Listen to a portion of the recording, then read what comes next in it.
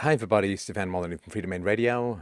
So, here are some thoughts on the recent passing of Nelson Mandela, who died a few days ago at the age of 95. Now, the general story, of course, is that he was a freedom fighter who conscientiously resisted the racist apartheid regime of South Africa, was sentenced to prison for 27 years for resistance to state tyranny, and then was freed and loved his enemies and was the president of South Africa, and then retired to travel the world and smile beatifically at a wide variety of people and meet his favorite band, the Spice Girls. I kid you not. Well, like most things that are talked about in the media, there's not an overabundance of truth in the story. So let's look at some of the facts about this. I've actually spent some time in South Africa. My father worked there and has since retired from his job as a geologist. I know a little bit about it. I'm certainly no expert, but I will provide sources for everything in the description bar. So, Nelson Mandela got his start as the head of Umkhonto we Sizwe, which is the terrorist wing of the African National Congress and the South African Communist Party. He claimed for many years to have not been a member of the South African Communist Party, but since his death, documents and the Communist Party themselves have revealed that he was. He was the head of this terrorist wing and ordered massive amounts of public bombings, 156 acts of public violence he pled guilty to, including mobilizing terrorist bombing campaigns which planted bombs in public places. And he was head of this for 2 years before he was arrested in 1962. The terrorist wing then went on to put bombs in churches, in shopping centers, particularly around Christmas, and resulted in the deaths of many children, women, men, and of course, whatever beefs you have with your political regime, you can scarcely hold children responsible, though many of them were murdered by this group that he was the head of, again, after he left. Now, I have tried my best to try and find any sources for death counts that may have occurred on the bombings that he actually ordered, but that information does not seem to be available. Again, if you know any, I'd be happy to do a follow-up. So his MK terrorists did murder a lot of innocent people, and he did not renounce the violence. He's never condemned them. And so he was put in jail for ordering lots of bombings, similar to what happened in Boston and what happened in Oklahoma City and so on. Every government in the world would have locked this guy up. He was found with over 50,000 landmines, which had been sent to him by the communist government in Russia, and a wide variety of other anti-personnel weaponries and so on. So he was the head of a terrorist army. This, of course, does not justify the evils of apartheid and so on, but we'll get to that in a little bit. He refused to renounce violence. In fact, President Botha visited him and offered to release him if he would say, stop bombing people or authorizing or approving the bombing of people, and he said no, he would not, even when he was bombing what he called strategic targets, which were power lines and generating stations and sewage stations and so on. He said that he aimed to not take human life, but if this didn't work, he would be more than willing to escalate to what happened later, which was the targeting of innocent people. And so if you've set off a lot of bombs, you're sitting on a lot of weaponry, and you refuse to renounce violence, in fact, you approve of the murders that occur in the terrorist group that you founded and were in charge of, then it's really not very common for people like that to get released from prison. So I just wanted to point this out. Amnesty never took his case. Amnesty International was not a prisoner of conscience because the movement recorded that it could not give the name prisoner of conscience to anyone associated with violence, even though, as in conventional warfare, a degree of restraint may be exercised. Now, when he became president of South Africa, he purchased 25 to 38 billion rands worth of weaponry, maritime helicopters, new submarines, advanced fighter aircraft, battle tanks, and so on. He was very friendly with dictators around the world, in particular Muammar Gaddafi of Libya, President Suharto of Indonesia, and who was a massive fan of Fidel Castro, the dictator in Cuba, of course. And this is pretty essential and pretty important to understand. This doesn't mean that the South African government was moral or good or anything like that, but it is important to have an accurate history of the man. He was a devoted and dedicated communist. He wrote an entire treatise on how to be a good communist. Now, you may feel differently, but I think, certainly for myself, with some pretty strong historical evidence, if I said he'd written a treatise on how to be a good Nazi, you'd be pretty shocked and appalled. But statistically, historically, factually, communism has a far higher death count and murder rate and genocide rate than Nazism ever did. We could account for Nazism causing the death of 40-odd million people. The death count for 20th century communism was in the hundreds of millions. It was 70 million murdered alone in Russia under the communists, and there were starvations in the Ukraine. There were starvations, mass starvation with the collectivized farm policies of Mao and Stalin in the Ukraine and in China, of course. There were the Khmer Rouge in Cambodia. The list sort of goes on and on. The democide, or the murder of citizens by their own governments, which largely fueled by communism. Now, of course, people on the left are very prevalent in the media. They tend to be socialists / communists, and so they tend to cover up these crimes. And this is why you see, guys with pictures of Karl Marx and Che Guevara, where they wouldn't have a picture of Hitler and so on. And Hitler is, of course, rightly denigrated as evil.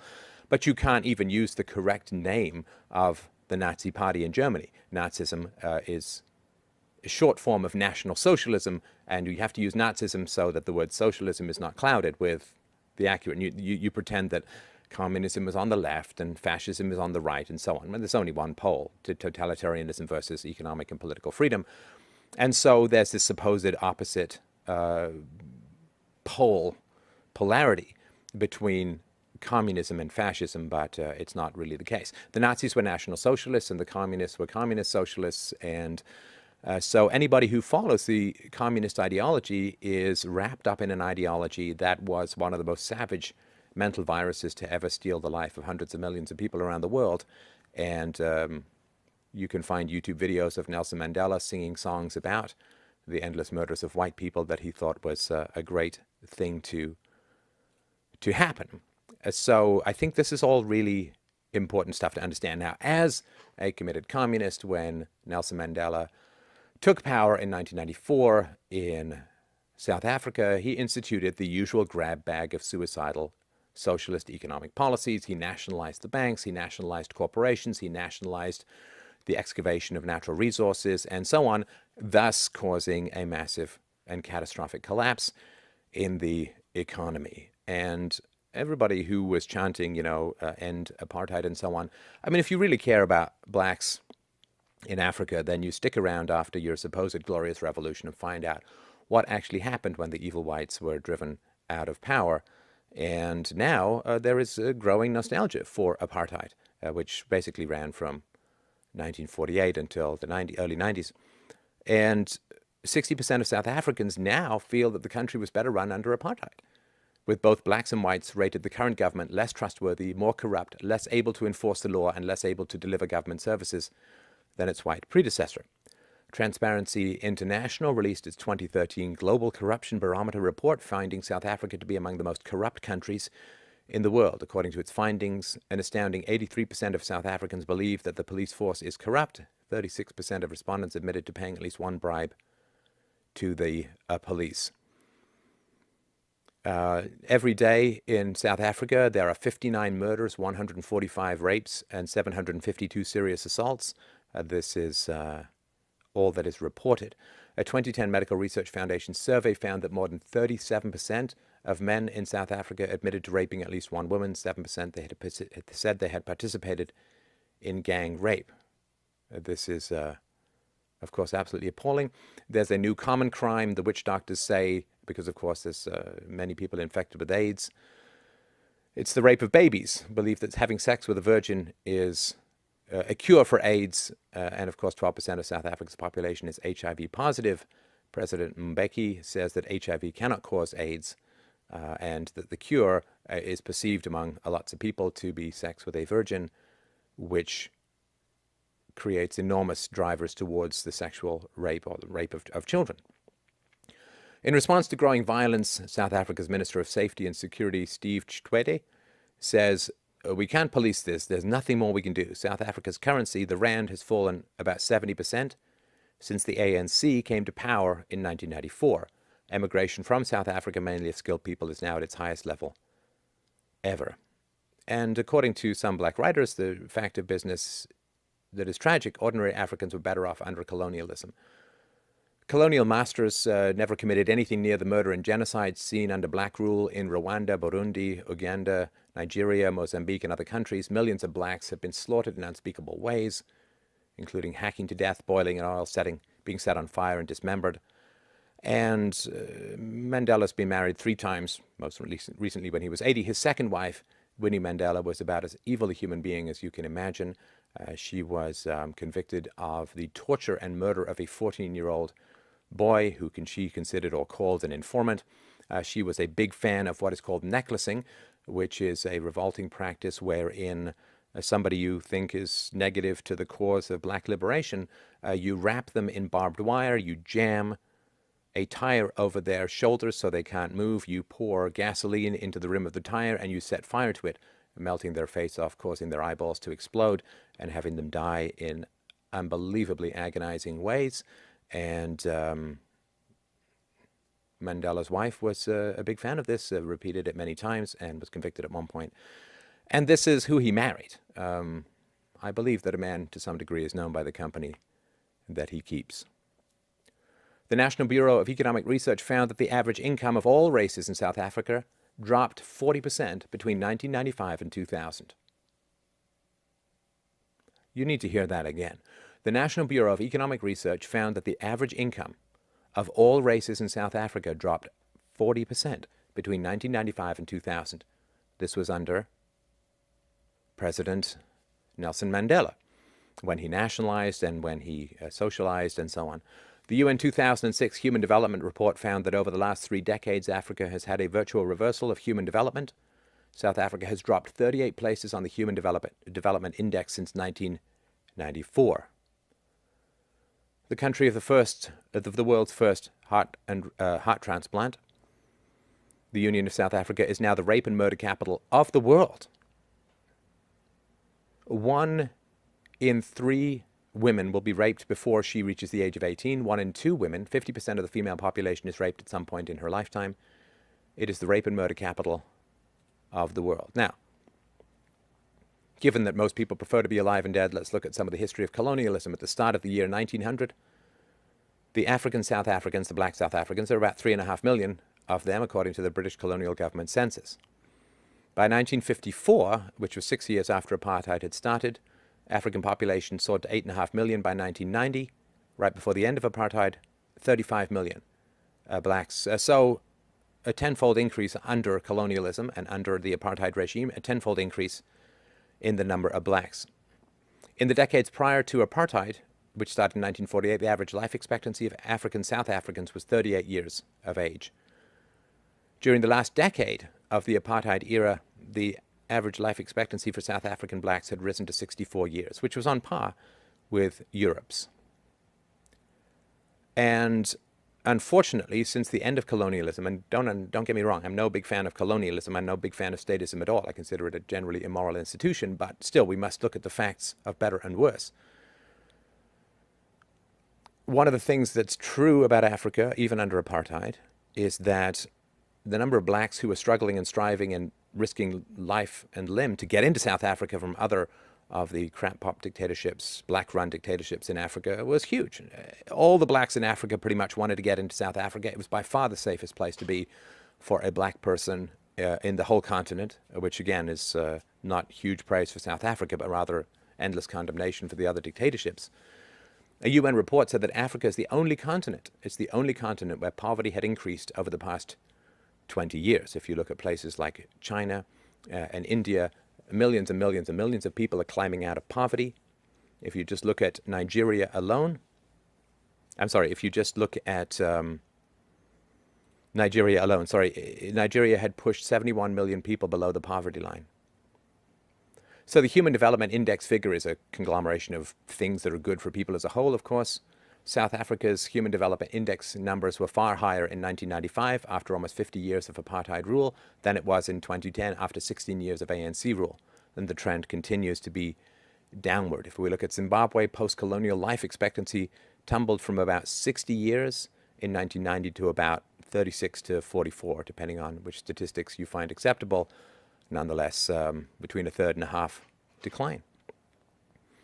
Last year, South Africa had a murder rate of almost 32 per 100,000 people, 20 times the murder rate of Canada, 27 times the rate of the UK, more than 30 times the rate in Australia and New Zealand. South Africa's murder rate is almost twice as high as Rwanda, Chad, Sierra Leone, and Zimbabwe. Now, for white farmers in South Africa, the murder rate is 99 per 100,000. This makes being a white farmer in South Africa the most dangerous occupation in the world. Naturally, of course, the government is taking guns from people, requiring them to be registered, and then taking half the guns by not registering people, which means that they don't have defense. And if you ever want some truly grim reading, you can read about the thousands and thousands of white farmers that have been murdered by blacks in South Africa and other places in Africa. It's truly horrendous, and of course is completely ignored. Because they're not, say, rhinos, where if they were murdered in that rate, the left would be all over it. The official unemployment rate in South Africa is 26%. Of course, it's actually a lot higher. Public institutions are almost irredeemably corrupt. Law and order is failing. 74% of people think all public officials and civil servants are corrupt or extremely corrupt. 70% believe the whole political system is corrupt. In other words, South Africa, which Nelson Mandela fought for independence from white rule and then was the first president of South Africa, has become a complete economic crap hole, a complete economic disaster, which is inevitable when you even Vladimir Putin says that whenever people implement socialism, it fails and destroys the economies of every country it's ever tried in, which is why he's sort of pointing out that Barack Obama is sort of pursuing the same course. So, yes, he's a photogenic guy. He's got a nice smile. I don't know, if I'd been involved in bombing and if I'd started an organization that ended up slaughtering a whole bunch of kids, I'm not sure that having smiley photo ops with the Spice Girls would be number one on my list if I had been addicted to violence as a solution. And of course, if I had placed myself at the head of a country that was now the number one murder and rape and sexual abuse capital of the world, I am not sure that I would be grinning like a sociopathic idiot all around the world and taking everybody's applause and praise when I had used a lot of violence in my youth, I had refused to renounce violence in my middle age, and I had engendered a system which had destroyed the remaining economy and freedoms of South Africa and resulted in a crime-based society that is only limited by the statistics of crime in South Africa is only limited by the fact that very few people even bother going to the police anymore. The reality is that it is a murder pit and a rape pit, the entire country, pretty much. Now, I think it's enormously dangerous to venerate this. I sort of make this last point that when you live in a profoundly sick society, and we do, frankly, live in a profoundly sick society, you have to be very wary of people venerated by sick societies. Sick, evil, immoral, wretched societies tend not to worship really moral, virtuous, stand-up kind of people. So when you see a lot of praise coming out of the media for Nelson Mandela, you have to be very careful. It's like the praise that was given to Gandhi, which perhaps we can do another show on, another charlatan and an extremely dangerous human being. So you really do have to be quite skeptical. I think it's very dangerous to venerate somebody who was so committed to violence and who used such violence in the seizure of private property as the president of South Africa in pursuit of his socialist, which is basically a theft-based political agenda. You really do have to be careful when he did not renounce violence, when he enthusiastically sang songs about murdering whites.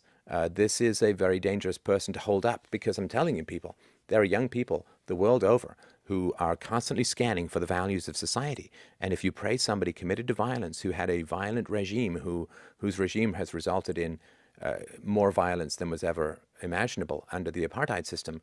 Well, whoever you praise, the youth will emulate. Whoever you venerate, the youth will become. Please take care in who you praise.